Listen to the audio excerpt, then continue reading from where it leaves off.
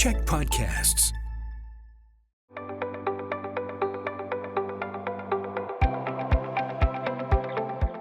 Hi, I'm Bruce Williams. I'm the CEO, the Chief Executive Officer of the Greater Victoria Chamber of Commerce, and welcome to Chamber Chats, coming to you as always from here in the podcasting studios at the Czech Media Group, one of our chamber champions. I, of course, always like to acknowledge that I live and work in the traditional lands of the Lekwungen-speaking nations known to us as Songhees and Kosapsum. And all of this is made possible by the support of Island Savings, a division of First West Credit Union, who are changing what banking can do for people, for community, and for the planet. Okay, I'm going to do one of these word association things. What do you think of when I say the word downtown? Do you think of this?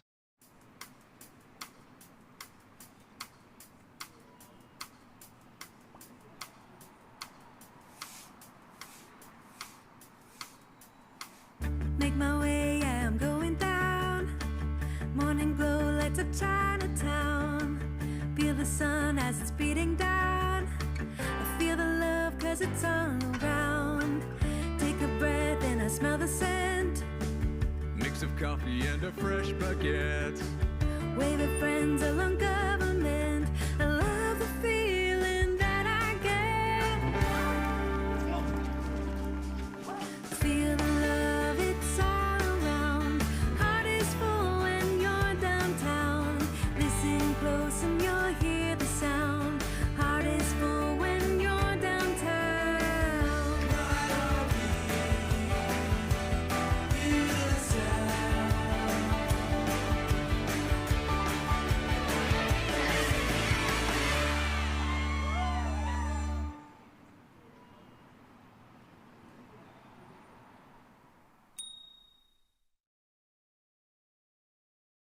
That's a video produced by the Downtown Victoria Business Association to sort of highlight the things that are embedded into the culture of downtown. I love downtown. I work downtown. I go there every day. But there are people who have differing opinions on that. Jeff Bray knows all about that. He joins us again on Chamber Chats. He's the CEO of the Downtown Victoria Business Association. Jeff, as everybody always says to you, how are things downtown? Hi, Bruce. Thanks very much for having me, and thank you, Czech, for hosting these as always. It continues to be a bit of a tale of two downtowns. There's certainly, as you referenced, the narrative in the region about downtown. Generally speaking, things are still, going well downtown. Businesses are still here. Hotels are full. Thousands of people come into downtown every day and have incredible experiences. And of course, when the world visits, Victoria again for the second year in a row named the top smallest city in the world by Condé Nast Travelers. So there's a lot of things going well, but there is no question that there are some challenges that businesses are facing in downtown, both localized issues and obviously, the topic over the last week, of course, has been the relations with our neighbors to the south and what impacts that could be. So certainly some headwinds and some challenges that I think, we're going to get into. But certainly, part of what that video shows is this is the commercial business district for the region. It is the region's downtown. It's where the arts and culture events happen. So there's lots of great things, a lot of great bones we have here. But there are some things that we need to work on collectively and at all levels of government to go from good to great and make sure that especially our local Canadian-owned small and medium-sized businesses don't just survive but thrive. Just for context, we're recording this on the 5th of March, just so you know this. We're around the time that the provincial budget came out and that the tariff stuff came out of the White House. So just for perspective. We're going to talk about the problems downtown, but I want to talk about the good stuff. When we see that video, the festivals and the events that happen downtown, it makes it very vibrant. That's what I always think of for downtown. Well, this is also over the last decade also transformed into a significant residential neighborhood as well. There's over 10,000 people who live in the downtown core. So there's great interface between businesses and restaurants and hotels and lawyers' offices and dentists' offices and people's homes. Really does make it a vibrant place. It's vibrant at 11 o'clock in the morning, but it's also vibrant at 6 and 7 o'clock at night. There's a lot of downtown cores in Canada that, come 5:15, it's sagebrush rolling down the middle of the street, tumbleweeds down the middle of the street. So we do have that wonderful energy that is here And it is basically the home where a lot of our arts events, cultural events occur. So whether it's Canada Day, Pride Parade, which is just such a huge event down here, Lights of Wonder in December, Jazz Fest, Rifflandia, you name it, happens down here. We have our two main theaters down here, the McPherson and the Royal. We have smaller venues.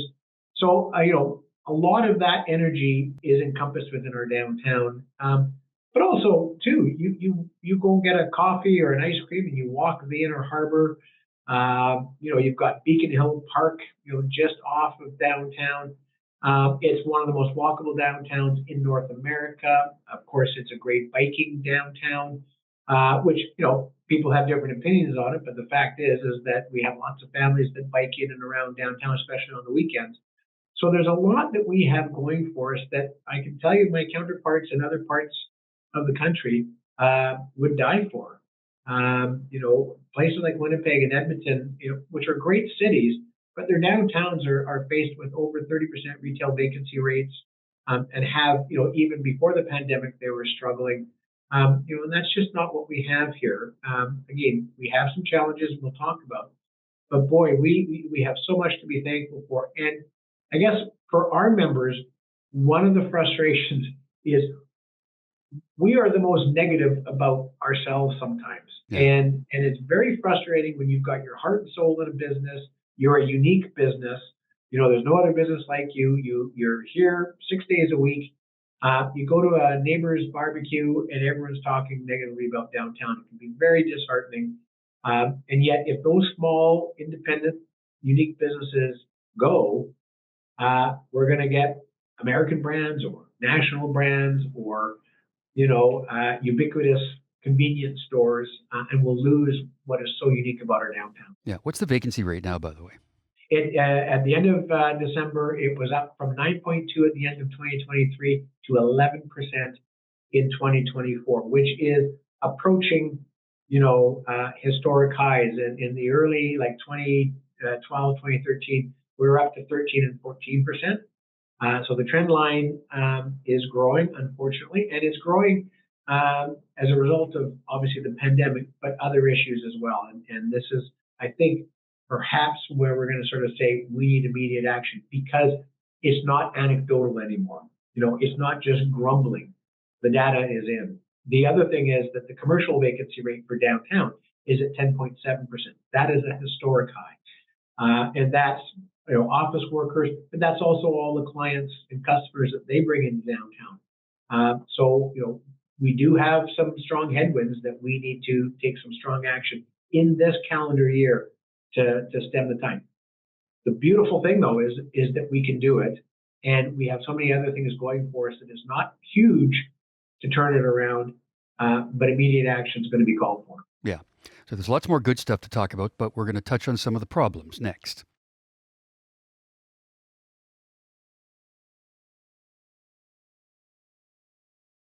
Our guest on Chamber Chats today is Jeff Bray. He is the CEO of the DVBA, the Downtown Victoria Business Association. So you talk about people sort of trash talking downtown at their neighborhood barbecue, whatever it might be.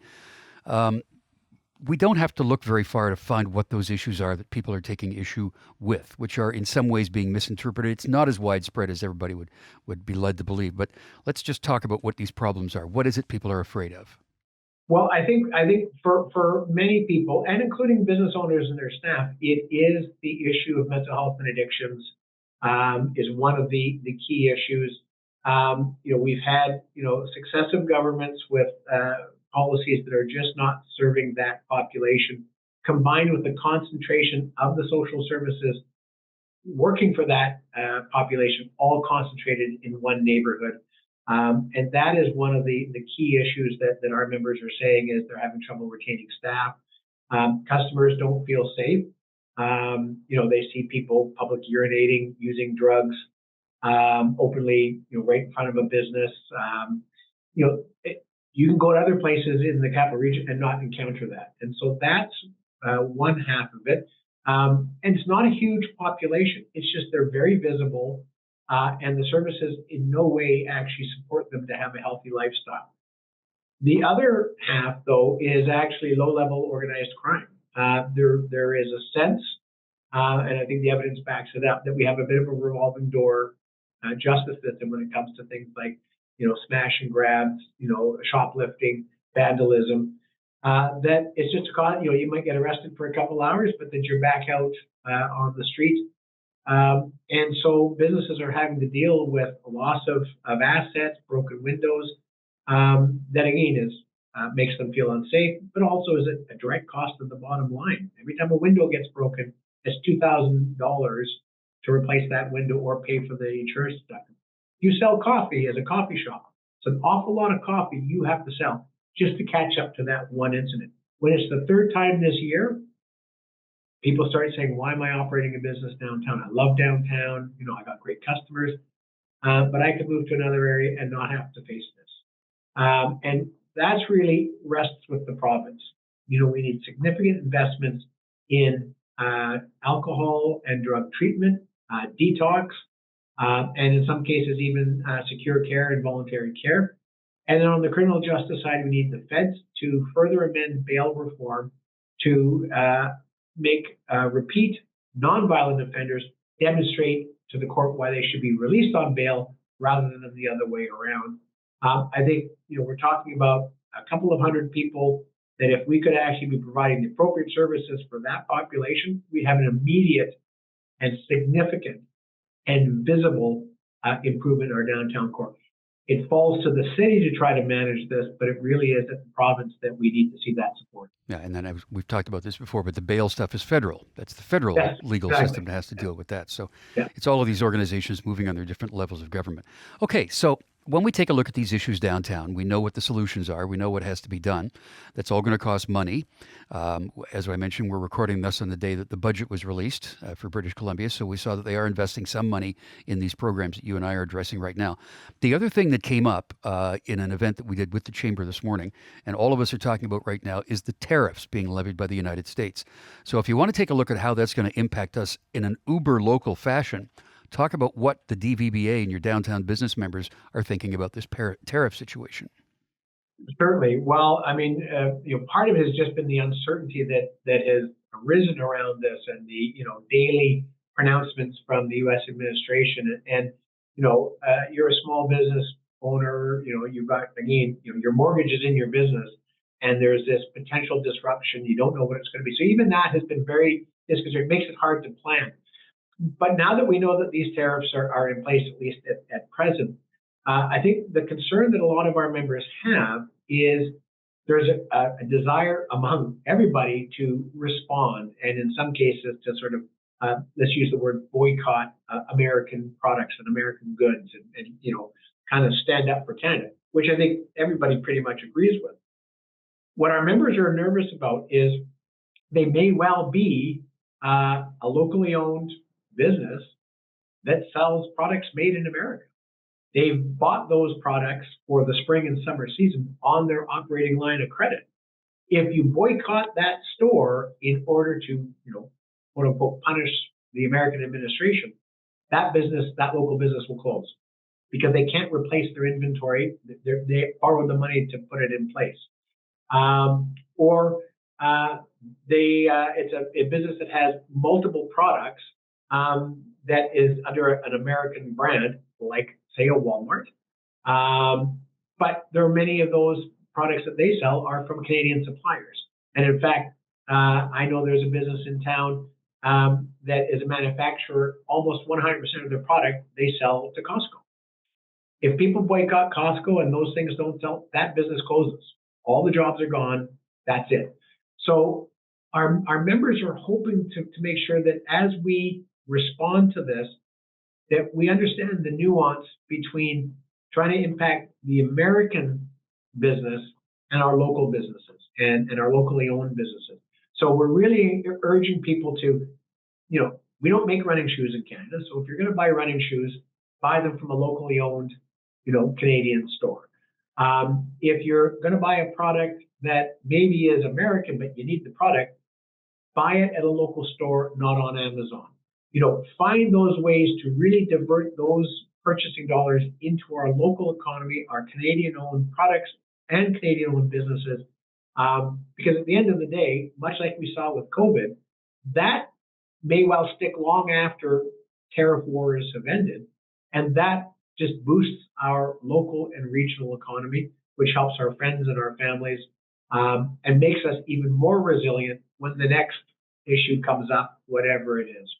We have conversations about that all the time where we say to people, yeah, don't, if you find something on Amazon, you can find it locally. You can source it locally. And if you're looking for those people, go to the Chamber website, go to the DVBA website, because there's a directory there of the members and the businesses that they are. And that's where you can source that product that you're going to try and get through Amazon. And if you want it delivered, they can deliver it to you too. That's not a problem. Okay.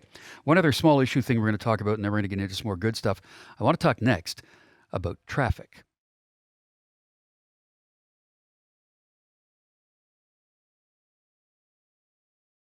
Our guest on Chamber Chats today is Jeff Bray. He's the CEO of the Downtown Victoria Business Association. So people are still driving into downtown. That causes some traffic disruption. Add to that the fact that there is some very significant infrastructure work going on right now at a couple of major arteries. So it gets kind of clogged up, right? But that's just a matter of making improvements for the future, right? It is. I think there's a couple of things, though, that certainly our members want pointed out, and this is primarily city responsibility. Water mains, sewers, those have to be replaced and upgraded from time to time. We all understand that. And in fact, we want our cities to manage those assets, before there's problems. So those are just the natural course of operating a city. But then there are policy-driven decisions that are entirely under the control of the municipality. And some of the things that we're seeing where, there is always a fight for how to make use of limited, transportation corridors and transportation options. And certainly, cycling is important. Buses and public transit are super important. But still, the majority of people travel into downtown in the single occupancy vehicle. And we're a regional downtown. We're a regional destination. So our members are concerned when we see vehicular capacity being constricted by policy decisions that makes it harder for people to navigate in and around downtown. To the point they say, you know what, I'm just going to go to the suburban mall. I don't get the same selection, but I can't be bothered with this. And that's very concerning because, we're seeing that with, some of the bike lane infrastructure. It's not about four or these bike lanes, but the way some of the intersections are managed creates real traffic backlog that could be amended by simply changing some of the signals and how some of the bike priority lanes are operating. In other cases, like Blanchard, we're seeing a reduction in lanes from 6 lanes in the downtown portion of Blanchard, in some cases down to 4. We've seen 4th Street go from 2 lanes down to 1 in the 500 block.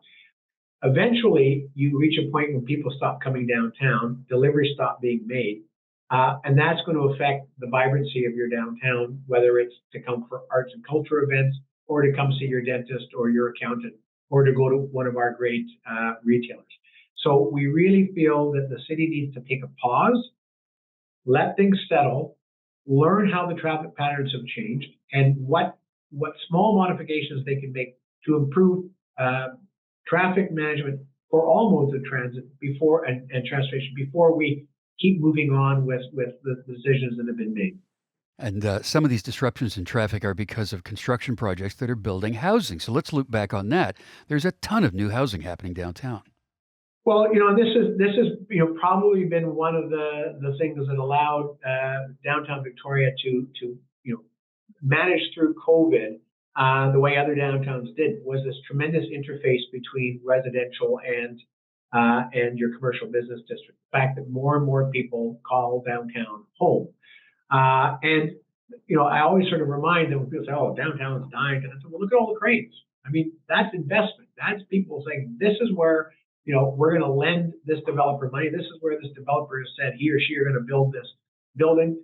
And what we're particularly pleased about, which I think is critical for our region, is a lot of those cranes are building rental and purpose-built rental property, which is so needed for businesses to be able to employ people who can actually work and live close together.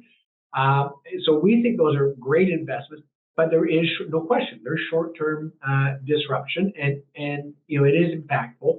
But ultimately, if a block has got part of the lanes closed for 4 or 5 months while they're pouring cement, when that's all finished, there's going to be 300 new customers or employees living in those units that will be more affordable. And from a rental perspective, because they're purpose built, they'll also be secure rental. And so, the DVBA is very supportive of that. But we acknowledge that it does cause disruption, and certainly for businesses on or near some of that, it is impactful. But we think there is ultimately a net gain because our members 5-6 years ago were saying, I can't find employees because they can't afford to live anywhere near here and they don't own a car. Well, the city has found ways to encourage some of this development, and those employees now are living downtown. Yeah. You disperse money. You do grants. You have a grant program. Tell me about that.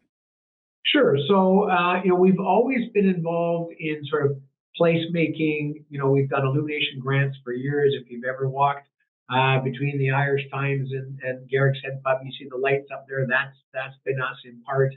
And we do other types of grants to help public space to look better and be more vibrant. But increasingly, we've also been working in partnership with the city to be able to build funds that help with facade improvements. So, a lot of people sort of say, oh, downtown's kind of dirty. Well, I actually ask people to walk downtown and actually see if you can find a single cigarette butt. Between our clean team and the city's focus, actually very clean. But there are blocks where some of the buildings, quite frankly, look a little tired and could use a little love. So we've partnered with the city where we can actually help either businesses and or property owners to do some facade work to make the buildings look fresher, new awnings, fresh paint. And those have translated into some really wonderful projects. Probably one of the best ones is the corner of Yates and Douglas, where the Circle K building is. The owners came in and said, like, we really need to fix up this heritage building, and they've done a whole bunch of work, and it was really spurred on by our ability to help them with some of those costs.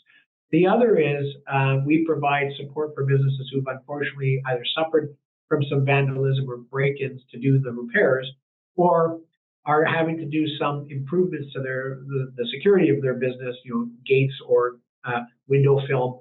We're able to help with grants with that so that they can actually improve the security of their building, and we help defray those costs. If you haven't been downtown for a while, you should probably go back and see all that you're missing, because we're going into a very active time of year right now.